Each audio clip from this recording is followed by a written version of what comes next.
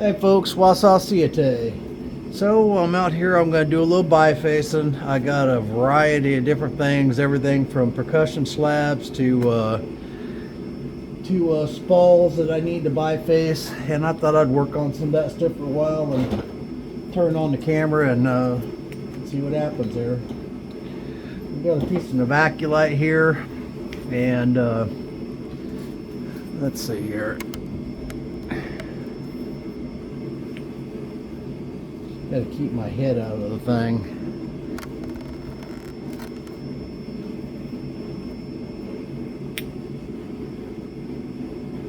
All right, trying to get everything set back up. This is one of the original boppers that I made when I first started making them, and the head's been trying to come off, but it still hasn't. But I don't use this epoxy anymore, or I use this here, and this stuff is surefire 100%. This stuff, that's why I tested these before I released them. But and in case you don't know, the boppers are now available on the website. So all right, I got to get my mind in bifacing mode here. Some of these may have some cracks and things and whatever we got to work through, but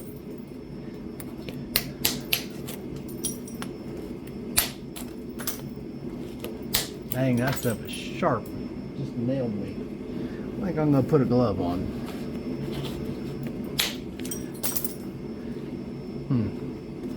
Might be some issues right there.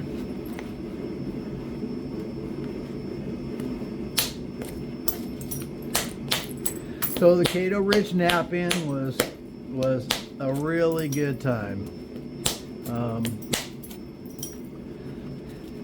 I was really surprised at the turnout and stuff for being a first time Knap-In. It was actually pretty good, and there was some quite a bit of public that came through and stuff, and I think everyone that was there selling stuff did pretty good. And it was fun, and there was some just incredible nappers there.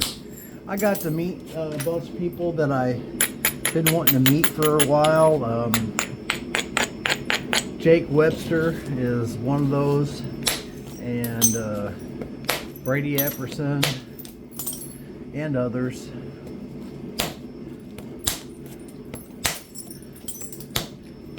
And I gotta say, this whole Flint knapping community it's something special. It really truly is. Great bunch of people.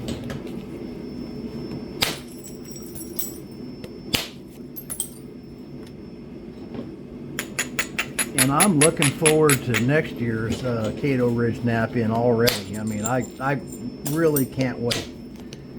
I really enjoyed that Knap-In. I got some cool points while I was there from people that I admire. You guys see me post a couple of them. I'm going to be posting a couple more.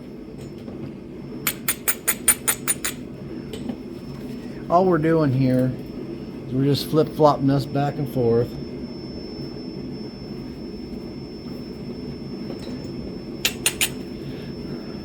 You can see that we're going to come down this way, then back this way, then down that way, then back this way. All the way around this thing.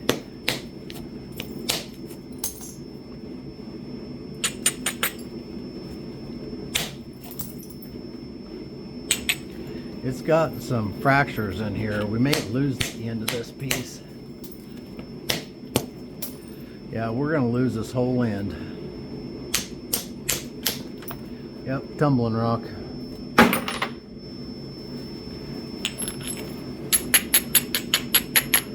That's why it's getting worked out in bifacing, and that's the advantage of buying bifaces is hopefully all this stuff, that's a layer, right?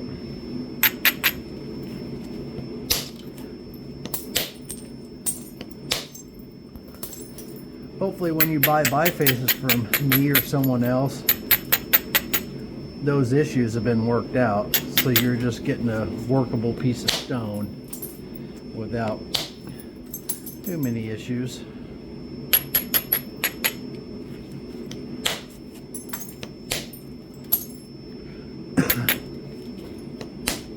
And I'll try to explain some of these.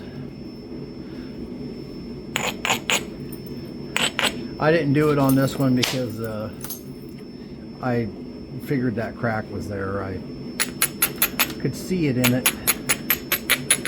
Well, it wasn't really more or less, it was more of a layer. Well, it was a layer and some cracks, I guess.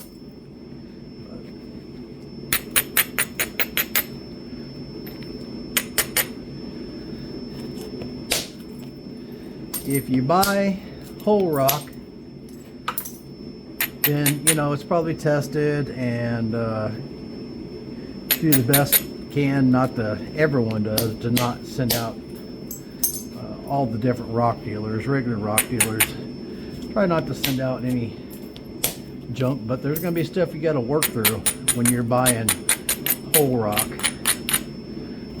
nodules and such. And if you buy bifaces or spalls, then some of that's probably been weeded out a little more.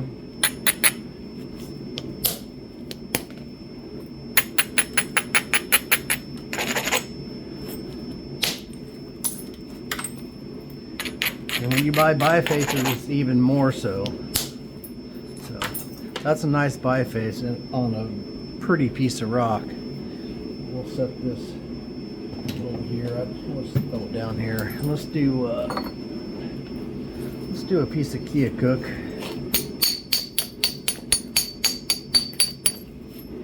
I've got about 400 pounds of Kia Cook in the kiln right now.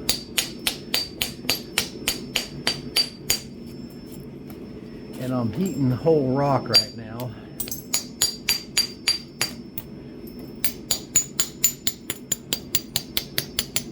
And then I'll either spall it or I might slab some of it actually. We'll see.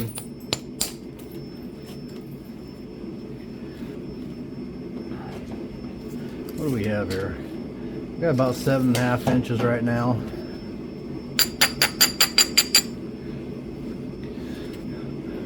So you can see this is this is all the way this side, but it should run a flake across right here.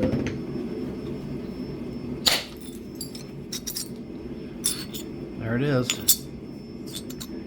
So when you got good convexity and a ridge, and the piece is this thick in your bifacing, you can run that from below center around that ridge. Would have been nice if it would have went even further. I probably would have had to hit it a little harder to do that.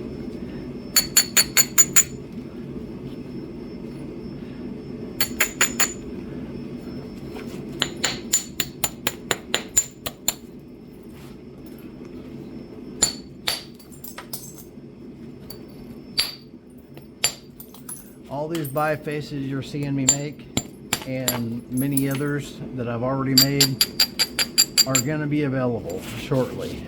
And I'm trying to figure out how to go about listing them. I'm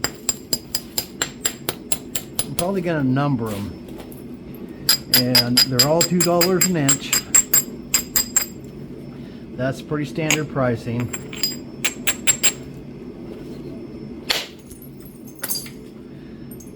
For bifaces.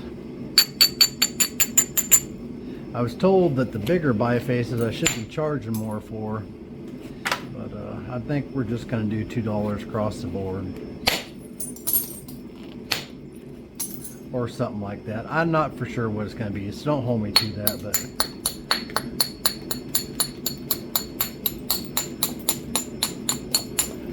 got this big dip right here.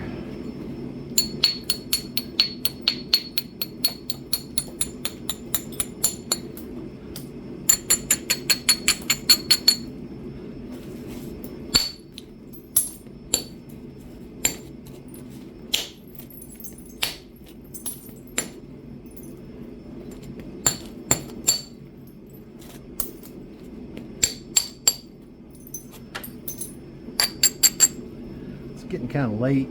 I still haven't ate no dinner.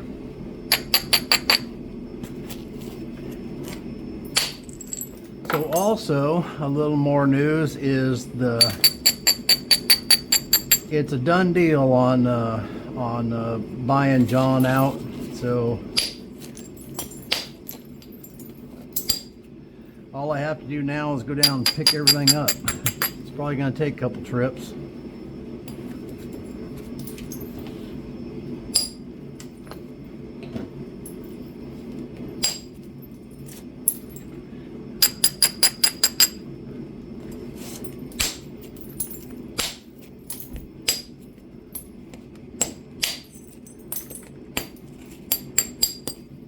John estimates that he's got about 6,000 pounds of rock down there. I'm not sure how much it is, but that's just a guess. He's just guessing about that, but we'll see when we get into it.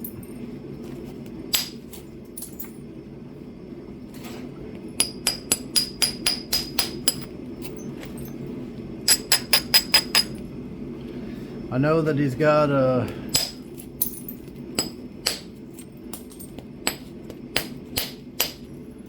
Coral and Keokuk and Buffalo, some old stock Flint River, I believe, and maybe some Aculite. I'm not for sure what all he's got, but he's got some stuff. We'll find out. He's got a bunch of stuff that's buried under leaves that he doesn't really know what's in there, I guess. And he hasn't actually seen in quite some time, so.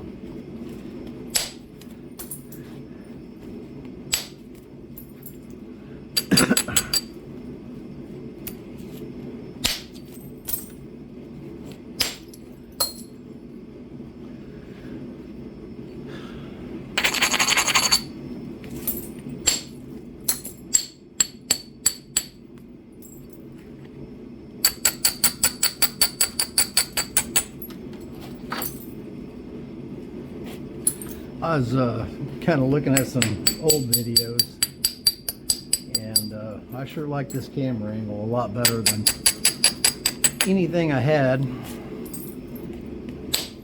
You guys can probably hear that heater running. Got kind of chilly today.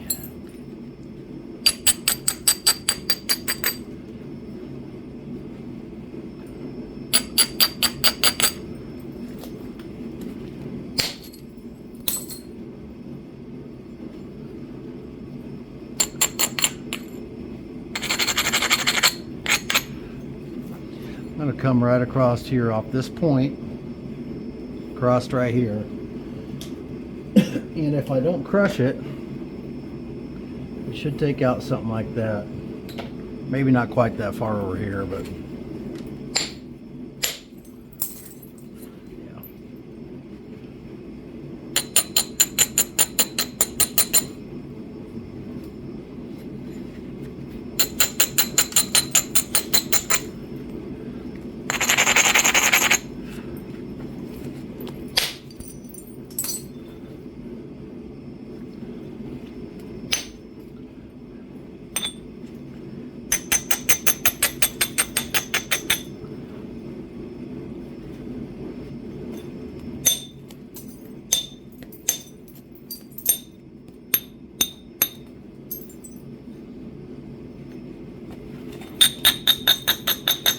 In case some of you were wondering, Mr. John is feeling better.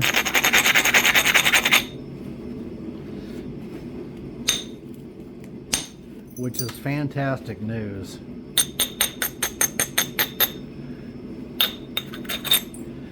He's really been having a rough go of it here.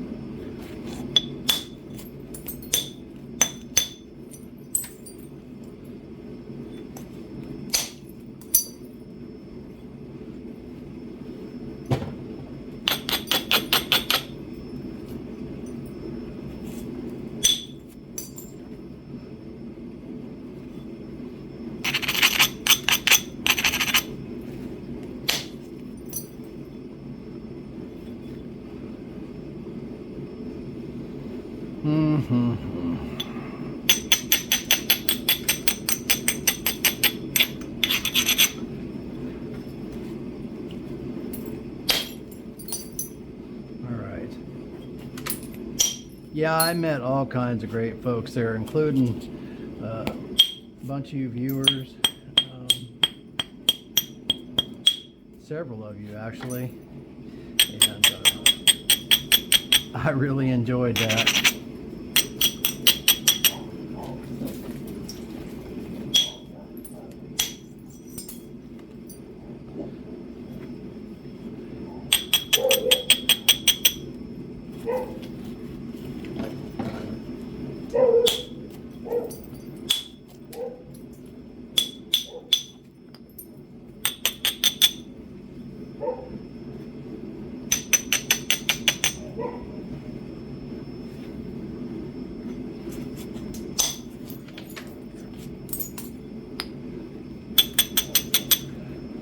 I think we're just about good on this one.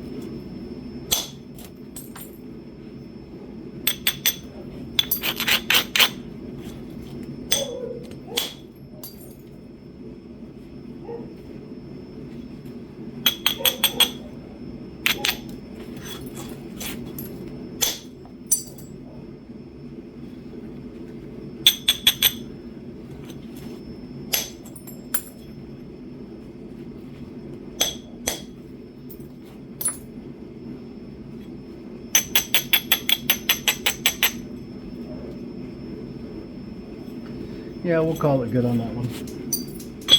All right, what are we gonna do next?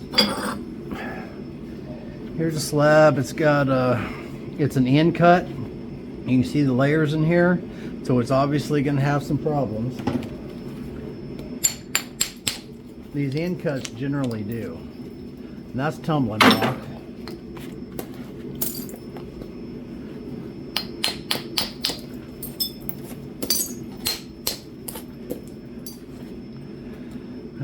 Let's see. We're going to lose a bunch of this because it's really thick. And there's no way I'm going to keep all that on there. So, our piece of tumbling rock. I save all that tumbling rock.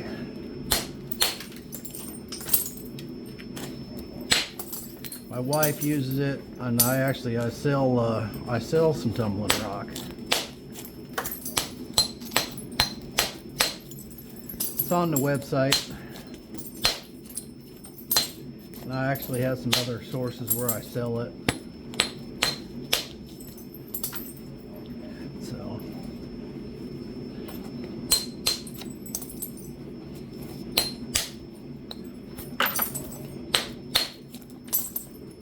yeah. You never know what you're going to be able to save off these end cuts. This is on the very outside edge of the rock, off of a very large rock.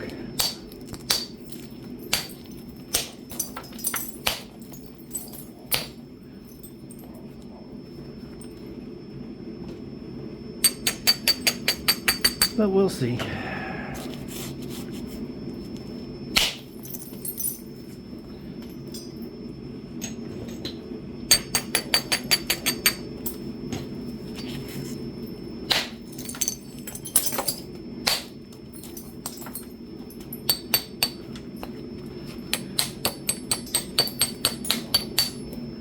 This is not healed. That's not a healed fracture. That's cracked yield of pudding.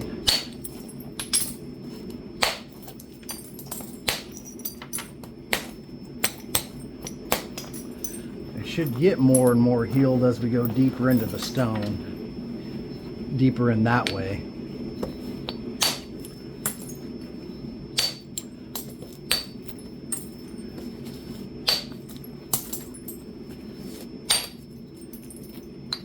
Any of these other pieces that I can pick up for tumbling rock. When I'm done, I always sort through this stuff that's on the ground and separate out stuff that I can use for tumbling stone, and separate out anything I can use for, you know, nice flakes that'll make nice little points.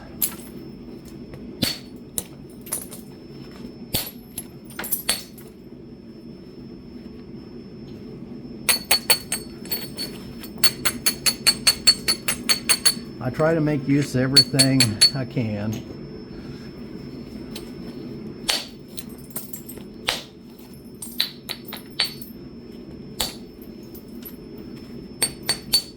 We're going to lose a bunch of this end the way it's looking here. Let's see here. See if I can get underneath all that stuff. Well,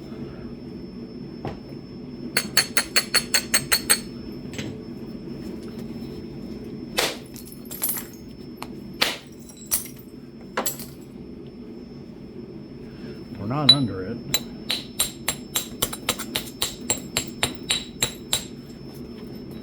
By any means.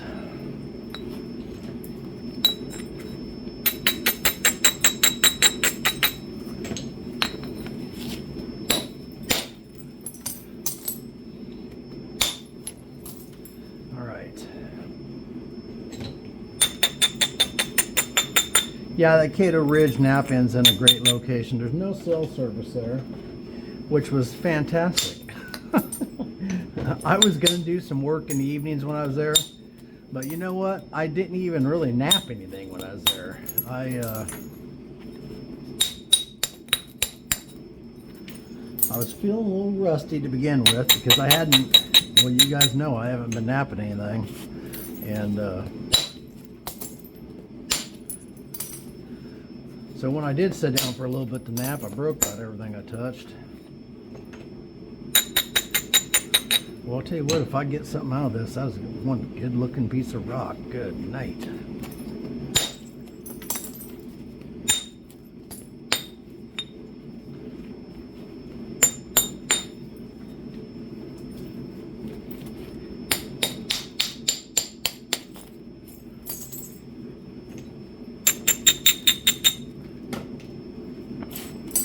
I don't have a whole lot of Evacuate left. I've napped most of it. I am going to have some Evacuate bifaces available, but for the most part, I've napped most of it. I picked up 500 pounds back around Christmas of whole rock. And of course, that doesn't translate into all good rock.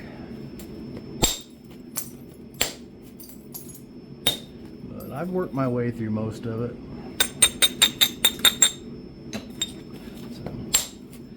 I'll be going over to pick up some more. What I would like to get is I'd like to get some of the largest pieces I can get.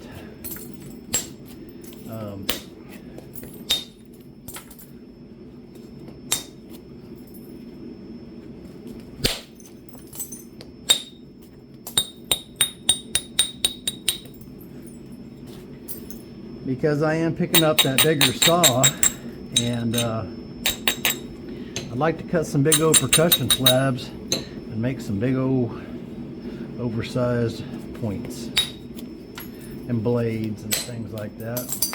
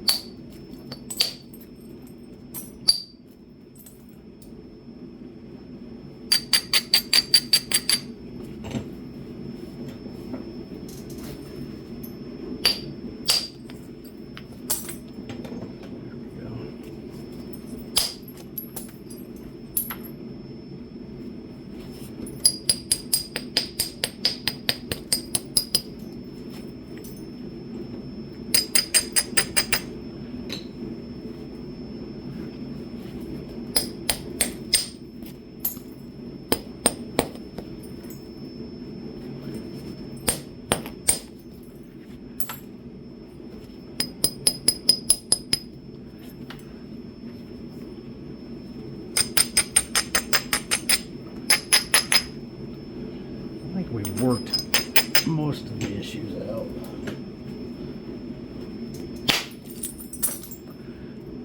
Still has got a problem right there.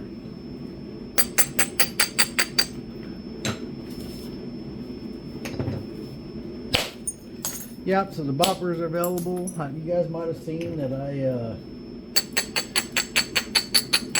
worked a deal with Brad. I'm sponsoring his channel with boppers.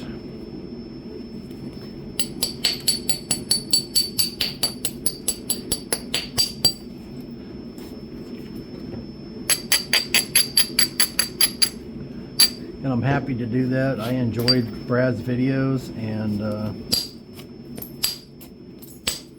I think we can help each other out. He can help me spread the word that I have them available, and he has a little bigger audience than I've got.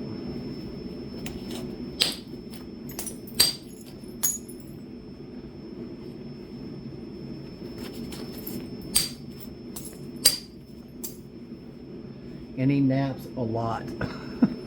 I guess he's full-time napping now, napping and selling rock. If you can do that, then man, more power to you, because it sure sounds like fun.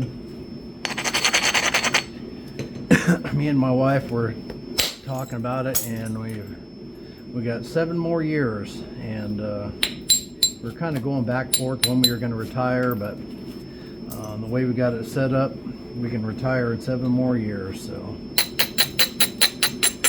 barring that nothing happens, you know, nothing goes wrong.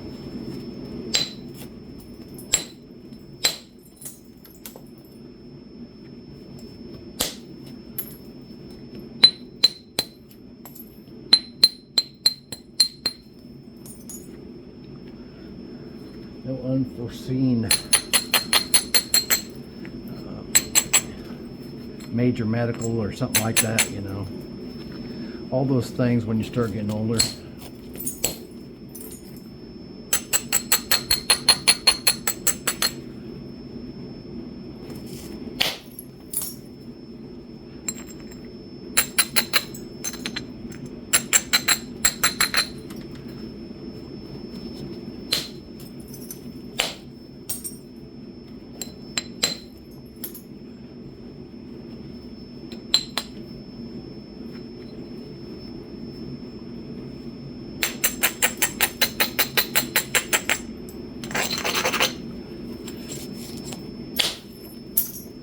Alright, we're going to call that one good. And let's see, what do we got here? Piece of Kia Cook. Let's do some Kia Cook. I may be able to get I don't even have a full set of my own boppers out here. I'm still using these things. And they're about wore out. I got some holes worn in some of them. If you want to know why I'm not using my boppers, that's why, because I'm still using these up. Little bitty small spall. Ooh, that was not what I wanted right there. Yeah, that was not what I wanted.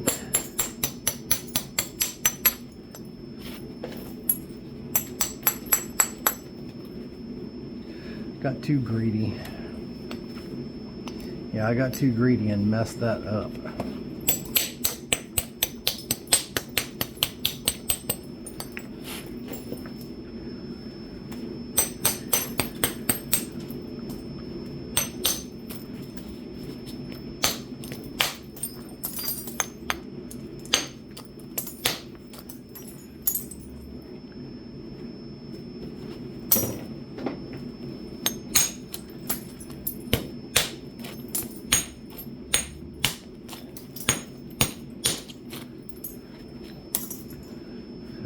How am I going to fix this mess? That big dipping plate really hurt. A lot.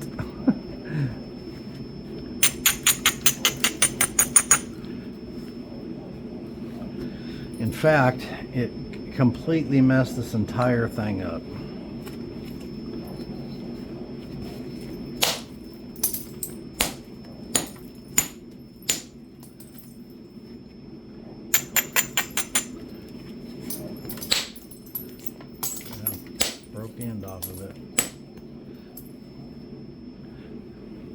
that is not gonna be, yeah. Wish I wouldn't have done that, but I did. I made that big old mess just to get 2 little bitty spalls.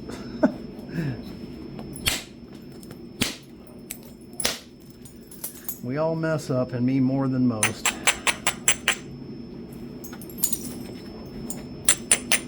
That's all right. That's how we learn.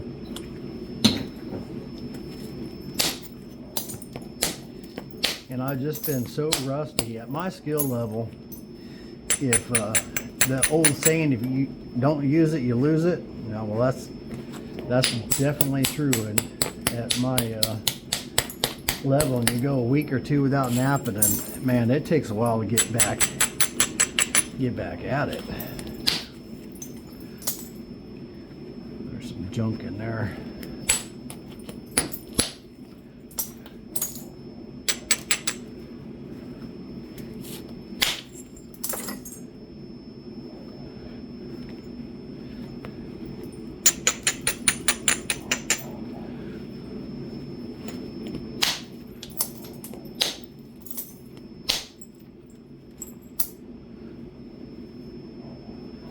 I got this piece of material here that a viewer picked up at the Knap-In and brought to me and asked me to nap this for him, and I'm going to do that. This is a very, very wide piece for it's like it's way over 2 inches, like 2 1/4. I took a couple test flakes up here, and the deepest that I got was 3/4 so far, and I was laying into it, so it's not going to be easy to get all the way across this, but we'll see what happens. It's kind of an odd shape, really, for a knife. Yeah, it's a little bit odd. But this is going to be a pretty blade right here, and I'm going to nap that on video for the for him. So it is going to be it is a pressure slab, so it'll be a pressure slab video.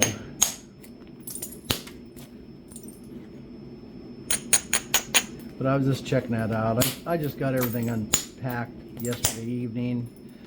We got home, and we were so wiped out. And I can't go to a Knap-In and plan on napping, because there's so much talking and socializing to do. It is hard to nap anything, and trying to run a booth. So it's hard to do much napping when you're trying to run a booth. But I think the best thing for me to do at those Knap-Ins is to bring a couple buckets to Biface and just work on doing that stuff. Because as far as sitting down to do a point, and I don't know if that's going to happen. I like this little bit of color that's in this Keokuk. If I got a piece that was just that color, I would definitely nap that for myself. But I haven't seen any of that solid that color. So.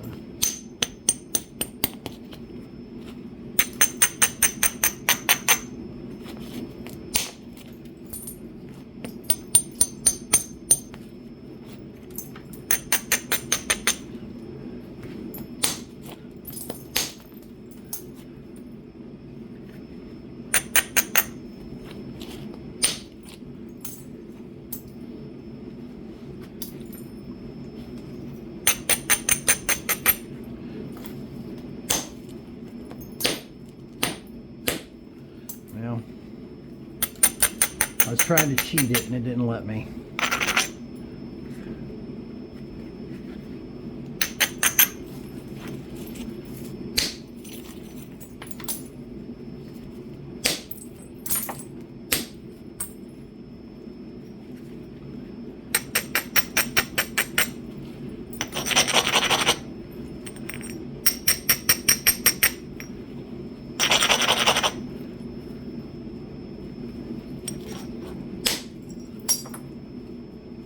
Got a hole in it right there.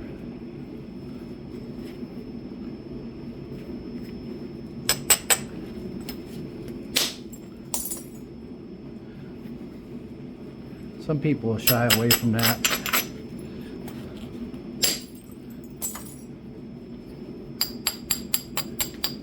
It's starting to get pretty thin. So I think we're going to quit that on that one. And let's see, what are we going to do now? Here's another, let's do this. Let's do this piece of buffalo. So this is an end cut off piece of buffalo.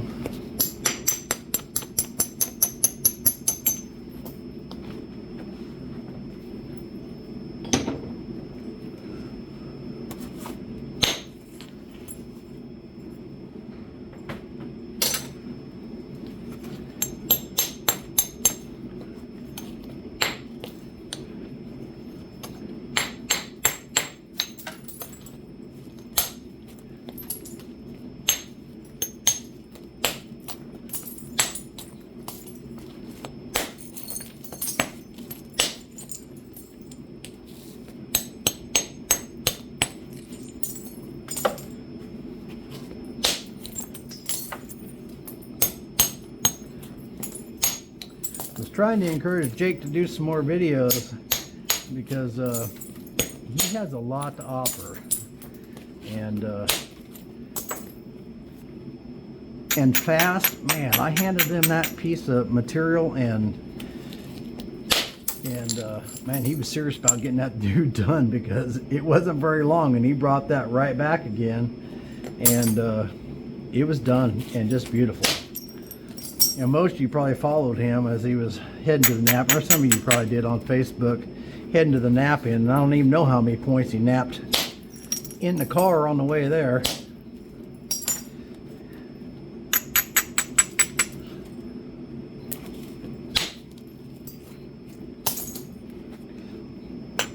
I'll tell you something else. Jake's got traps, which is something that I love to do myself, or I used to do anyways, and I like watching his Facebook adventures trapping and stuff. Brings back a lot of memories of trapping stuff.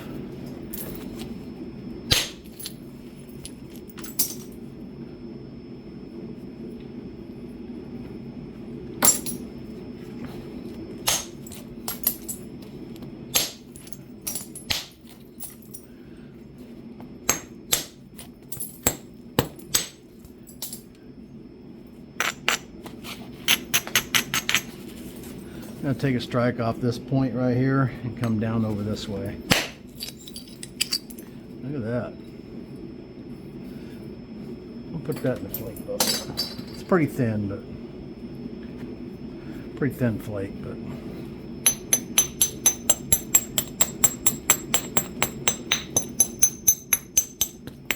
make some blowgun points. You know what else I picked up? There's a beautiful Kyoki in that. I'll tell you something else I learned. So I mostly go off this book here, but there's another napper there.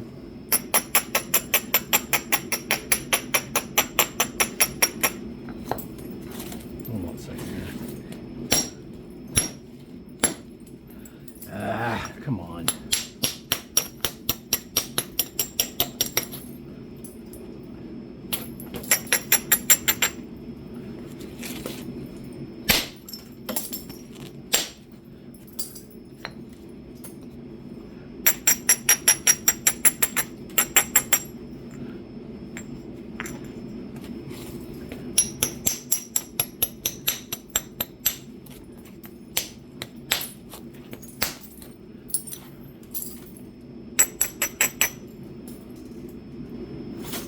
Okay, sorry about that. My wife just come in from work.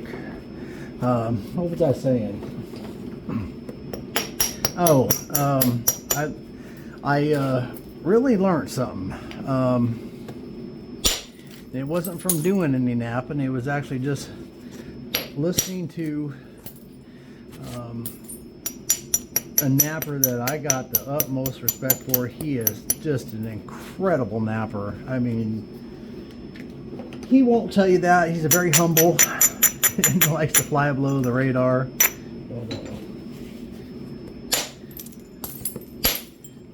Keith Tyndale. He is, I first seen him nap. We really didn't get to really know each other at the Water Creek Knap-In last spring, but I watched him off and on napping several points, and boy, he made some humdingers. And so I got to admiring his work. And he doesn't post a bunch of his work or any of that stuff that I know of. But so I've only seen it at the Knap-Ins. But he was there, and we got to talking. And we got to talking about casts. And Keith's work is, I mean, spot on for whatever it is he's making. And it's always super, super nice and correct. And he was telling me that, you know, when you're looking in the Overstreet book, you know, you're only getting one dimension, and can't really see a profile. You know, it's really hard to, you know, to have a real good look at it. And he said what he had done is he had bought some cast and then studied the cast and then just worked at points until he could make that just how they did it. And I'll tell you what, I think he's 100% right. He has a bunch of casts that he let me look at when I was there, and yeah, I mean, those things can only help. So I'm in the process. I'm sending off this check tomorrow, actually, with the order to order some, and get me some cast and start studying them. And he's very, very observant, and he was showing me how to exactly to tell how they flake things, you know, by studying the flake pattern and all that stuff, whether or not it's tip to base or base to tip or all those things. He pays attention to all those things. So he's not a napper like me that just naps things to, you know, oh, doggone it, to I wonder if that's what made it let go. It's got a crystal pocket right there. I don't know if it did or not, but it's probably just me. But anyways, he had some Kyokias there. I did not realize that Kyokias were as thin as what they are. I mean, you can't believe how thin those dudes are. I can just definitely see the advantages of having cast to study and work from and try to mimic. So that's the route I'm going. Listen, when someone that good gives you some advice, you should take it, and I'm going to. So I'll never make it to his level, but anything I can do to try to. I just started too late in life, you know, and he's just an exceptional napper on top of that. So he won't blow his own horn, so I'm going to blow his horn for him. So he is a tremendous napper. If you ever get to see Keith at a Knap-In and you can spend some time and talk to him, you really should do that, because he's fantastic. And now he doesn't sell his points, and I was after one of his points, and he made this pine tree, Buffalo River, painted Buffalo River pine tree that was just phenomenal. I mean, just, man, if you could hold this thing in your hand in person, you'd just be blown away. It's just fantastic. And it took some doing and some wheeling and dealing.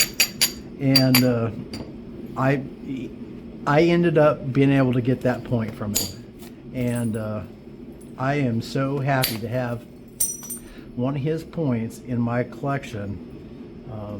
I just can't tell you how much that really meant a lot to me for him to do that. I thought it was just a lost cause to ever try to get one of his points, because he just don't sell his points. And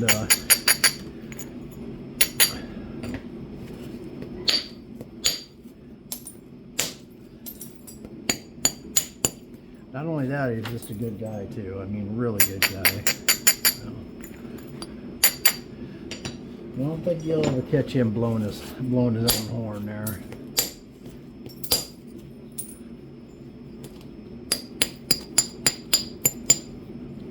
And he's been taught by some of the best.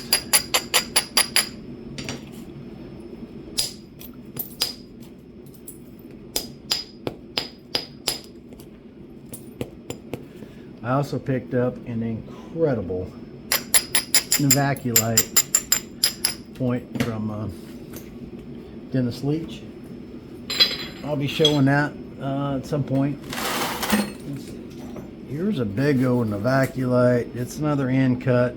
This one I think is a little more solid though, from the looks of it anyhow. Looks like I did chip away at the edge a little bit.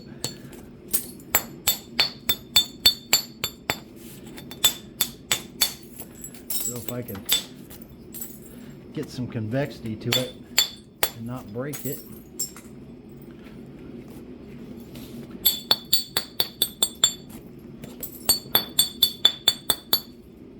My wife came in and she had to go right to bed. She's got to be back at work at, she got home at 8 o'clock. She's got to be back at work at 6 for inventory. So.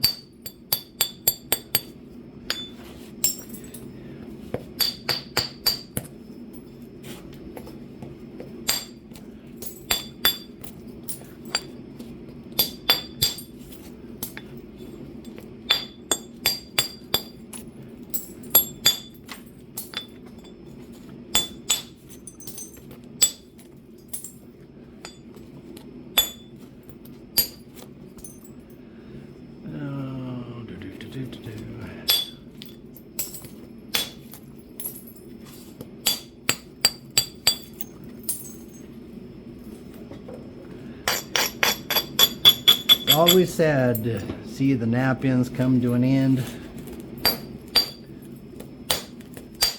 but honestly, I was told I'd like to make it out to that Knap-In out there, and yeah, Glass Butte Knap-In. I guess it goes for like 9 days or something like that. I'd have to take a couple days off in between, because I don't think I actually got in bed till after 3 in the morning every single night. Started to get pretty rum-dum by the end of it.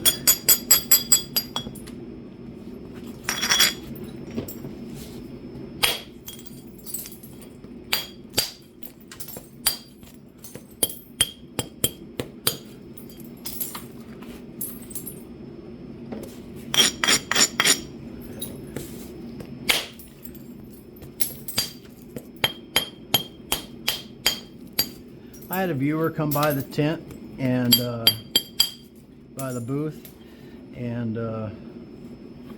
told me that they were ready to give up until they found my channel and started watching my videos, and that really meant a lot.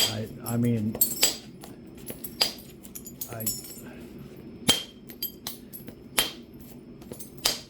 if you're watching, that truly meant a lot to me. If you'd come by and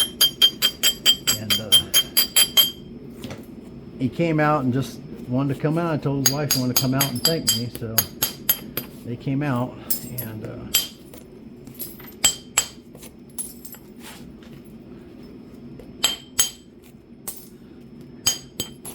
That really did mean a lot. But if you're new to the channel, then you're never going to hear on here, you're never ever going to hear me say that I know what I'm doing and this is how you should do it. You're never going to hear me say that. I'm learning like everybody else, and heck, I'm a slow learner.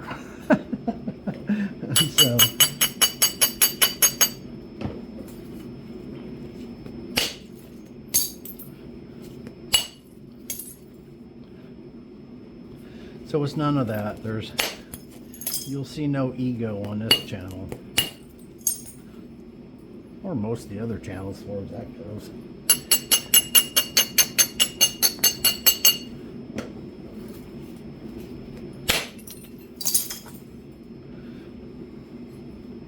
Yeah, buddy.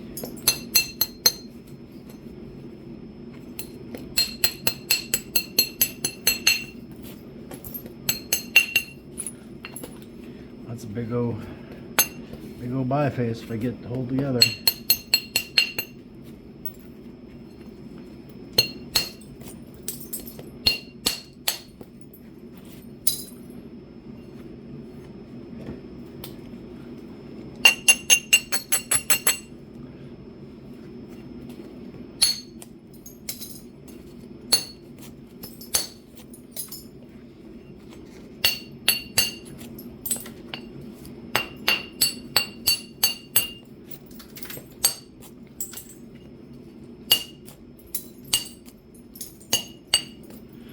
Not skim all the flat off of it.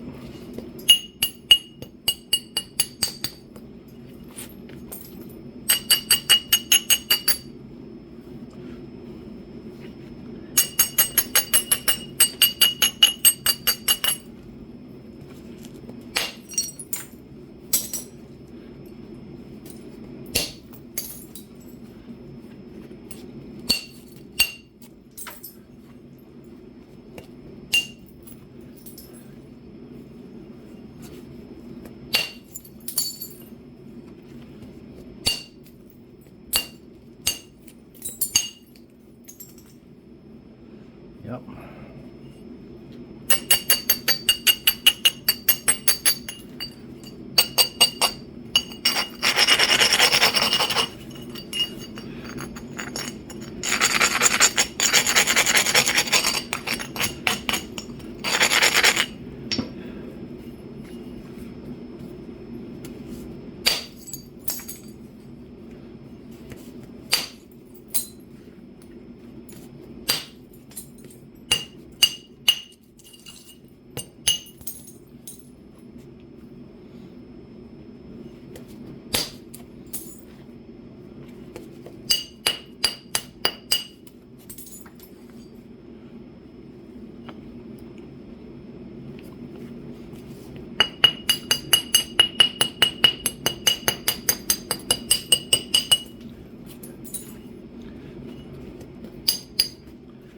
Yeah, I think I'm just going to probably leave it like that.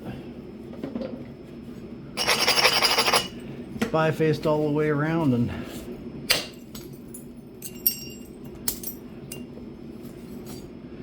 all that good stuff, so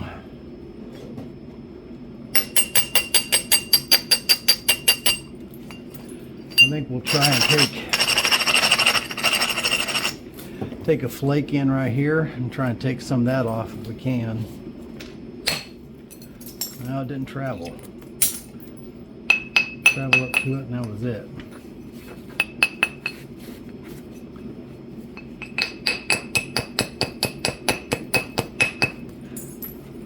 Yep.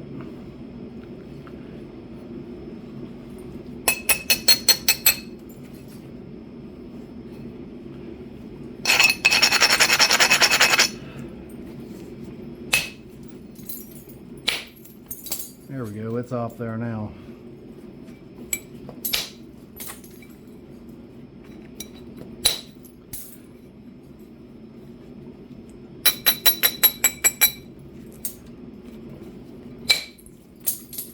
All right. that one. What do we want to do now?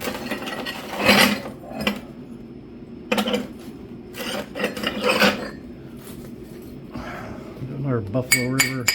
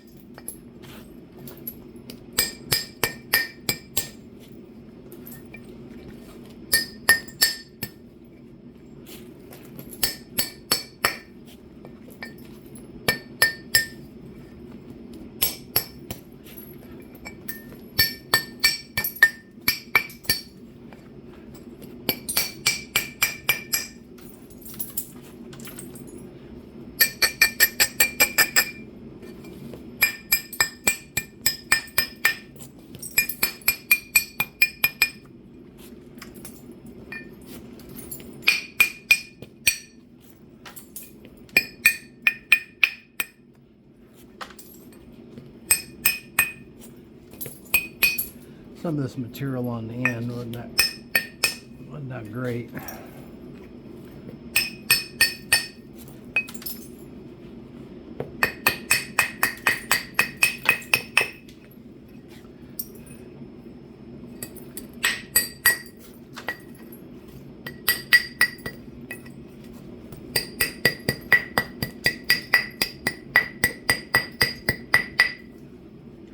Also got a Brady Epperson point in the, I wanted to buy a point out of his case. So next time I see Brady, I'm going to do that. But I did buy one of his points at the auction. It's a blade.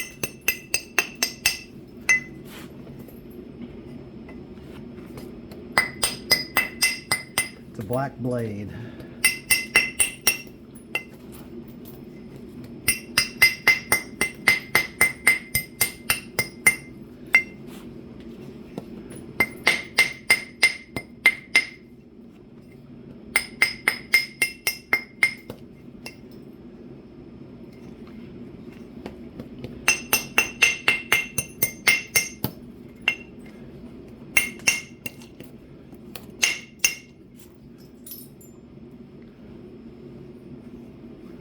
Boy, oh boy.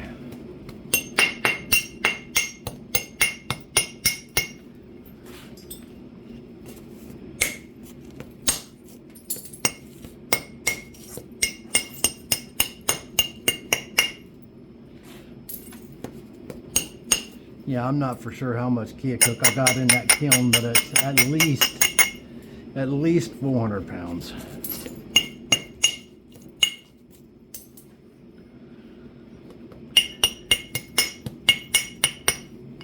And I've got at least 4 or 5 buckets, well actually I got 5, maybe 6 buckets of stuff just like this to get bifaced.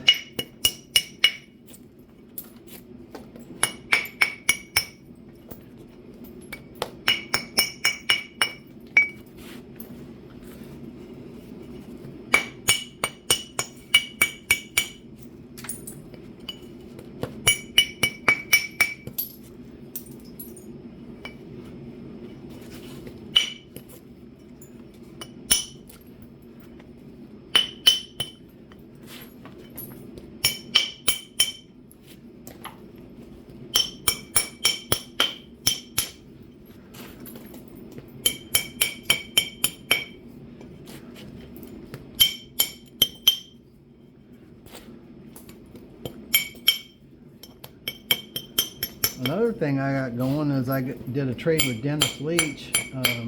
I traded him some Buffalo River like this, some big pieces, real long pieces like this. And I gave him a couple of those. And what he's going to do, and this was on Keith's suggestion, actually something that Keith had mentioned that he had him do for him, is he's going to set it all up so that it's ready. Cumberland's ready for, he'll set it up. It's Cumberland. Dennis does a lot of Cumberlands, and I think that's mostly about all he does for the most part. But he's going to have it all set up like it's ready to flute so that I have a study piece, because I'm not ready for the whole Cumberland thing yet, but I would like to be, and might as well start studying it. And he was going to make me a Cumberland, but in trade, but I bought a phenomenal one at the auction. You guys will be seeing that shortly. I didn't want to overwhelm you guys with point with point videos, so I didn't do them all at once.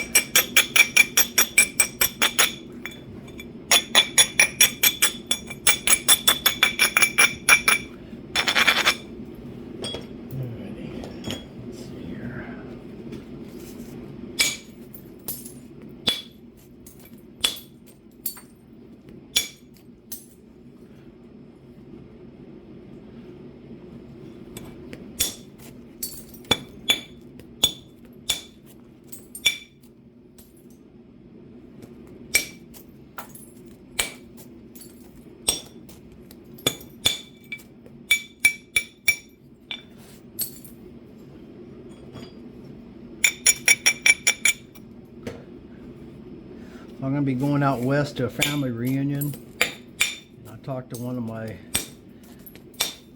my oldest friends who lives out there, and we've been knowing each other since we were probably 10 years old, something like that. It's about when he moved to town, and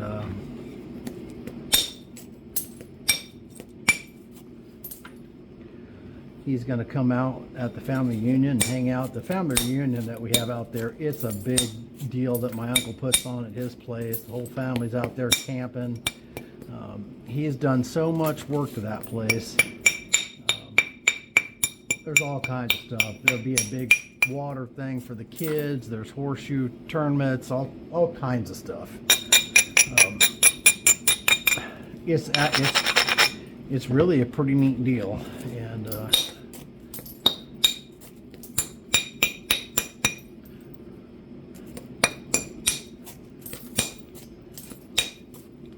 it's the May 4th weekend, so I think the theme, they always have a theme every year, and this year is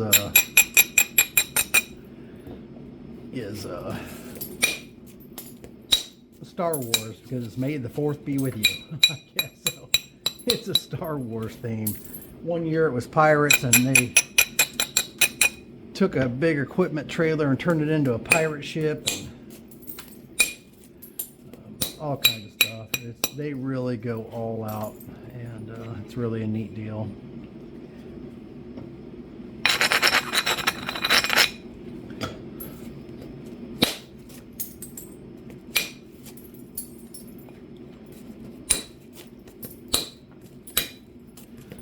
Anyways, we're going to be out there for that weekend, and then I come back, and then I'm hoping to go to the Sac River Knap-In.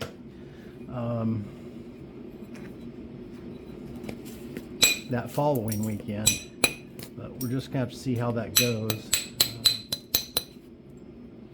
Well, I'm bleeding all over. I took a big old chunk out of that knuckle. I think we'll call it good at that. We got it bifaced all the way around, and someone can figure out what they want to do with it from there. Let's do, here's another in-cut piece of Vaculite. Now there's probably a point in that, so we'll save that. But that's not looking good, is it? Not one bit. It's got a layer in there. So we'll see how this goes.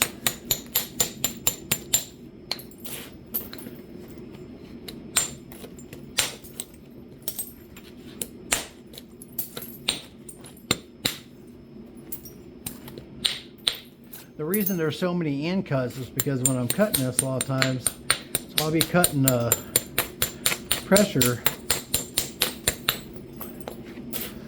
slabs.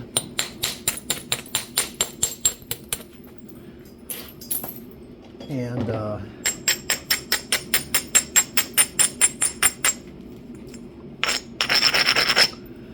which doing all the pressure slabs I've done over the last 6 months or so, or longer, off of material I already had on hand, really helped me out when I was off work out of the leather shop after my back surgery. So I used up a bunch of my rock stash, but helped me pay my bills while that was going on. As a matter of fact, I just done my taxes tonight, and yeah, all that time off was definitely left a mark. That's over now, and I am getting better all the time. I mean, we're really starting to turn the corner now a little bit, I think, with my back. I was that Knap-In, man, I really overdid it. I was a hurting dude, but I was able to just keep on going, and yeah.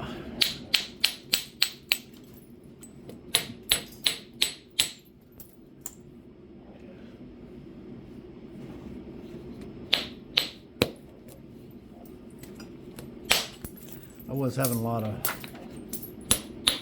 leg pain, nerve pain, but I was just overdoing it,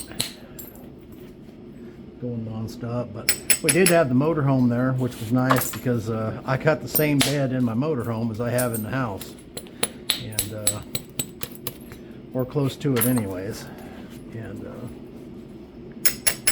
I actually sleep better on that motorhome bed than I do my bed in the house. But it's nice to have that, especially when you're really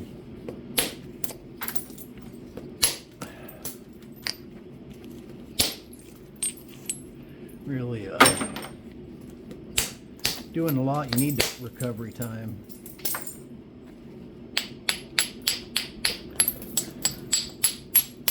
There's plenty of people there in tents and sleeping in their trucks and all the rest of that stuff, but they got better bodies than I got. That's all I can say.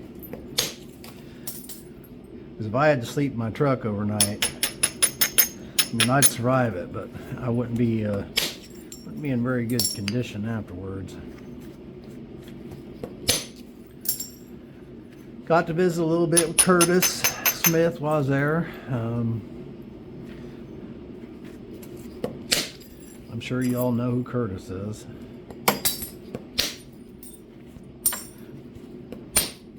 That guy knows so much about rocks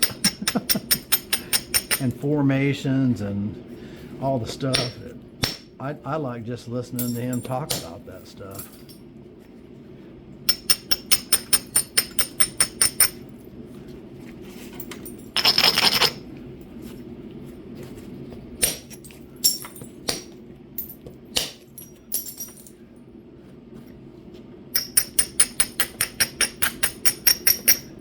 When I have a rock question, Curtis is who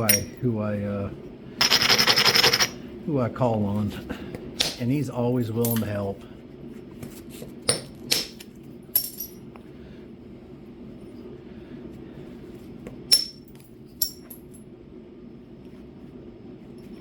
He also has great rock.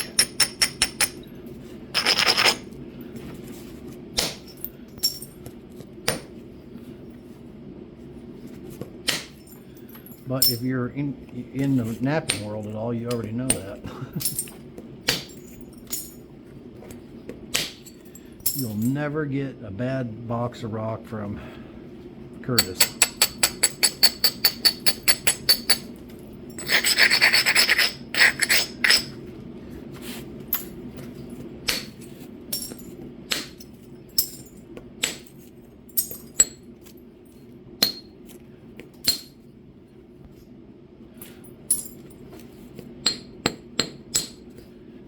the Nacho-Matics were a success. I sold quite a few of them at the Knap-In. And there's a very good possibility that they are coming to the website also, so you will be able to buy them on the website. The way things sound, that's how it's going to be. I may have to charge maybe $2 or $3 more on the website. I hate to do that, but the reason for that is that this has got a crack right there. I wonder if that goes all the way through, or if it's just on the surface. The reason for that is because there's not a lot of, it's a cheap item, right? So there's not a lot of profit room in there, and whenever you have a website, there's costs obviously associated with selling and payment processing and all the rest of that stuff. So you got to get another 3% or 3.5% just to pay for the payment processing. And there's not a bunch of money to be made there, so you can't take a $15 item and then start tacking another 3% here and then another couple percent here. You know, by the time you're done, you're 5-6%, something like that. You have to add that on, otherwise they're going in the hole. And I do need to guarantee Ted a certain amount. So, anyways, we're working that stuff out. But or I'll be happy to give you Ted's information. I will still provide all that. And you can order one directly from him. Look at that, it popped right on out there. Doggone it. And save the $2 or whatever it's going to be. I don't mind either way. As long as you're buying Ted's nachos, because they really are great. James Julian was at the Knap-In, and he's a pretty cool cat, and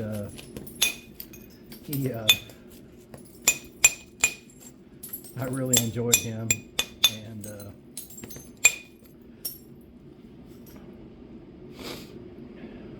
he got a nacho.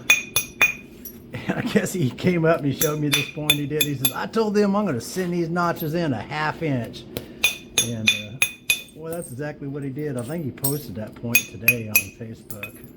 But it was a pretty cool point with big old deep notches that he hammered out with that Nacho-Matic.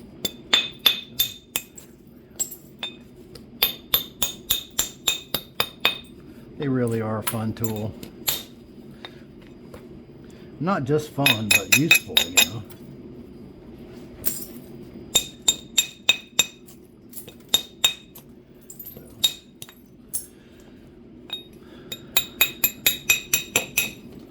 I do have a few left. If you need one, let me know.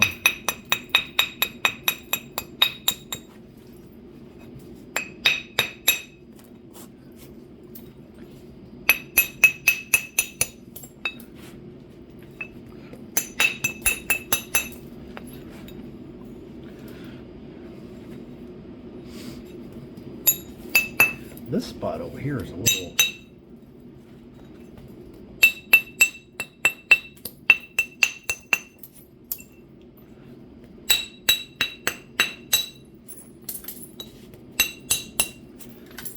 I think I got that out of there now.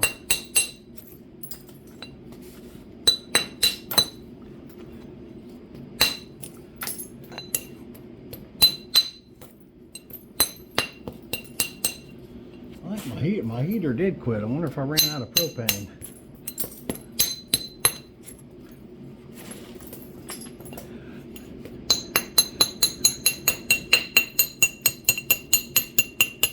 So this run that's in the kiln now is going to be a slow run, and I have actually the first time I've heated rock that big.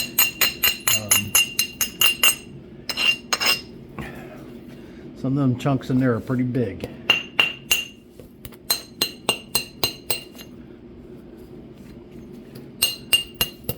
I also got some great advice just by overhearing a conversation from Curtis, and I never thought about it. And you all know I didn't have a kiln before. I was turkey roaster and everything, but those bricks inside those things are very fragile, and he's got a cage inside his, which I guess is probably standard practice, but I didn't know that holds the rock out away from the coils, and I guess up off the bottom, so the rock can't come in contact with those bricks. So you lose a little bit of space, but you protect your kiln, and that was not a cheap kiln. That was a pretty spendy item that I don't want to and can't afford to replace again. So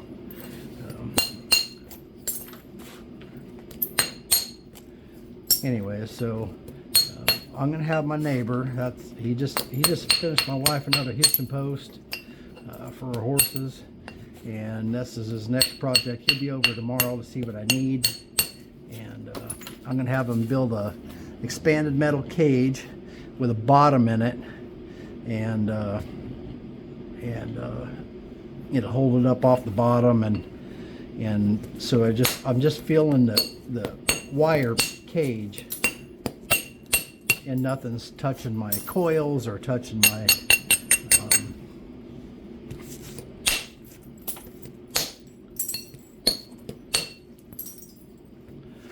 my coils or touching the brick itself. So it won't take him very long to get it done. He'll have it done before this batch comes out of the cooker, I guess, because I'm running this real slow. When you're heat treating rock, you've got two different kinds of water, right? You've got free water. This is my understanding. I probably explained it before, I'm not sure, but this is the way it was explained to me. You have two different types of water. You have free water, and then you have water that's locked in the stone on a molecular level. And that 200 degrees for 24 hours is what gets the free water out of the stone. But that doesn't do anything to release the water that's in there on a molecular level. So, and that water that's in there on a molecular level is what builds the pressure, which is, you need pressure, heat and pressure, and all that to heat treat rock. And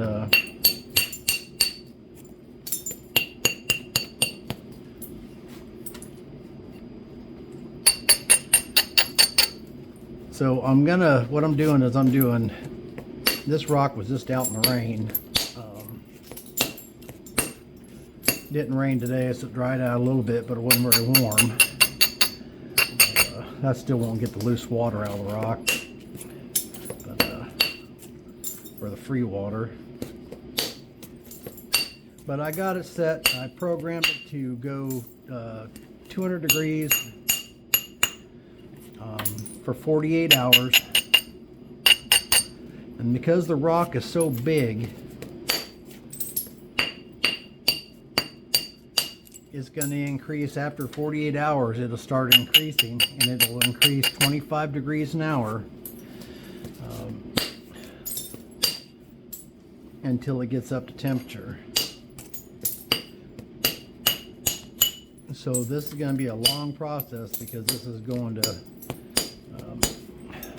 685 degrees, 680 degrees, something like that.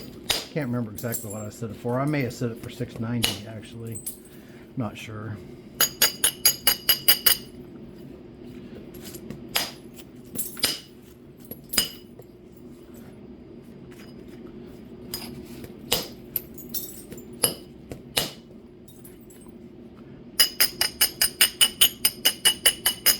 Yeah, that's a nice piece of stone right there. And this is just on the surface there, it looks like, which is fantastic. Yeah, it's just on the surface. I wonder if I can knock that off there with Nacho. I've been talking about Nacho, and Nacho hasn't made an appearance. Of course, I don't normally make an appearance on. Nope, there it goes.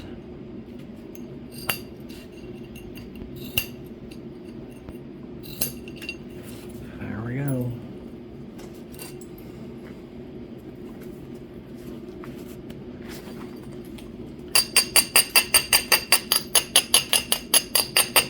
Nacho.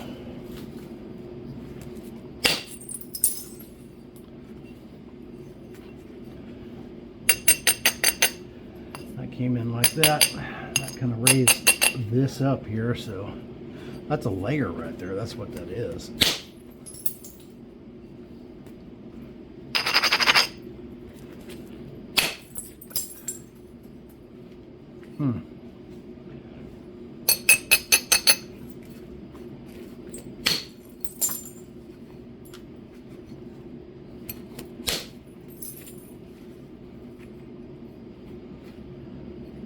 Well, I think that's going to be okay, but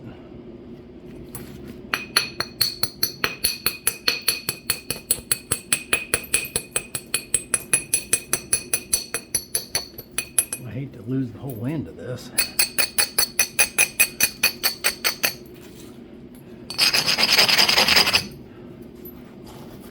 But I don't want to leave that like that.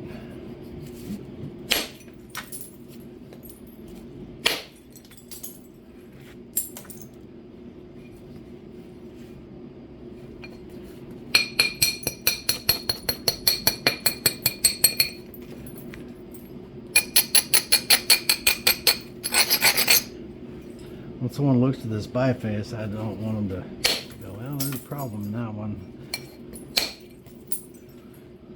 And if there is a problem, I want to get rid of it myself.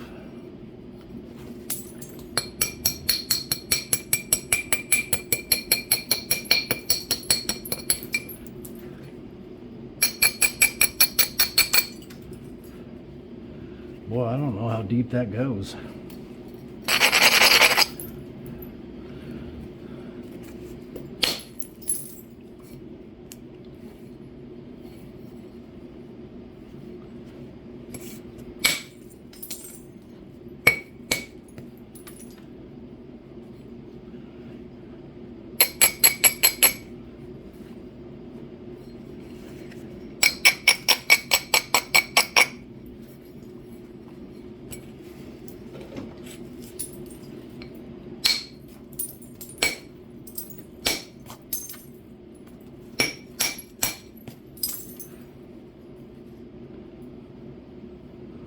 Huh. I'm not sure what to do with that.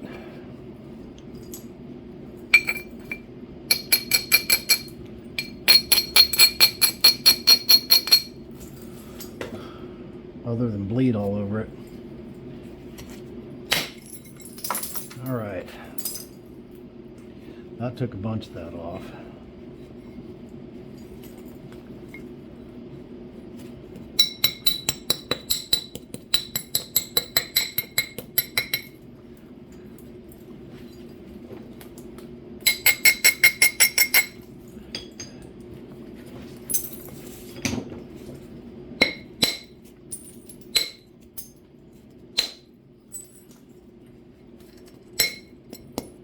Yeah, I spent all day doing taxes.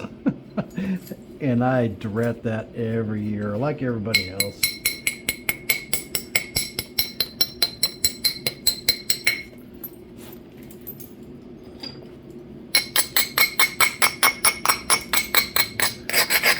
Nothing worse than paying taxes is having to file taxes.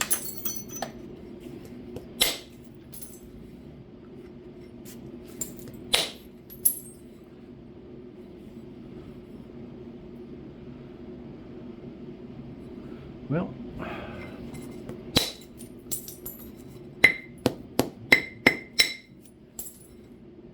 I am not sure what to do with this.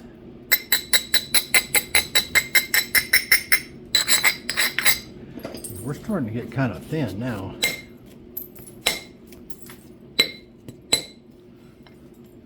Matter of fact, we're not starting to get kind of thin. We are getting thin.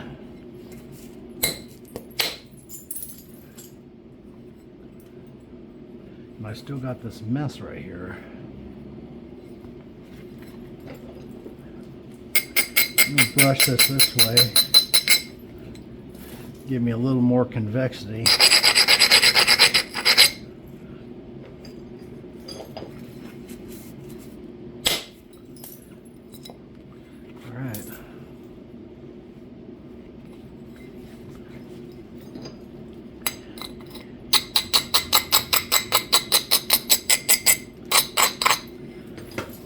Keep messing around, then this thing will be ready for pressure flaking.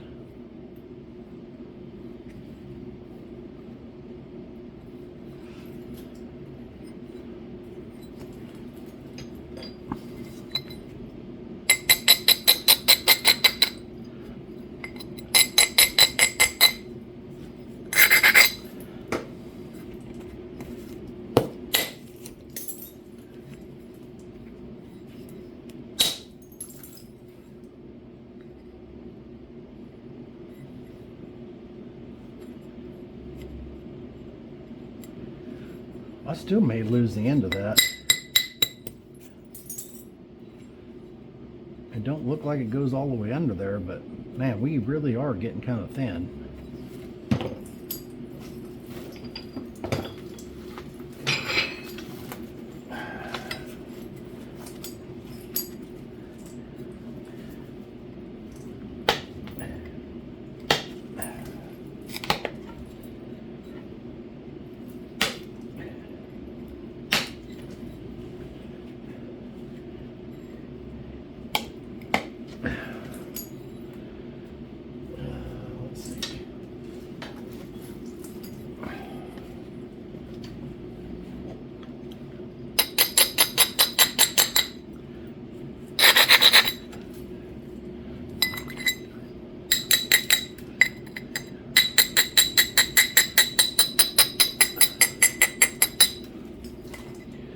Grind it that way.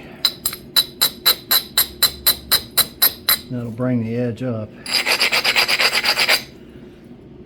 So that hopefully I can take a flake in there and... Nope. I think that just goes too deep. I don't think I'm going to be able to get underneath that. Probably going to lose the end of it.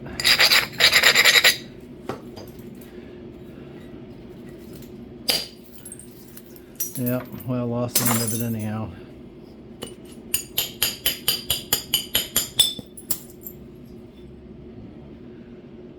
That thing was just too deep. That's a bummer. That was a nice big biface. It's alright, it's still a big old biface. Well, probably can't use the other end. It's got that junk running in there, but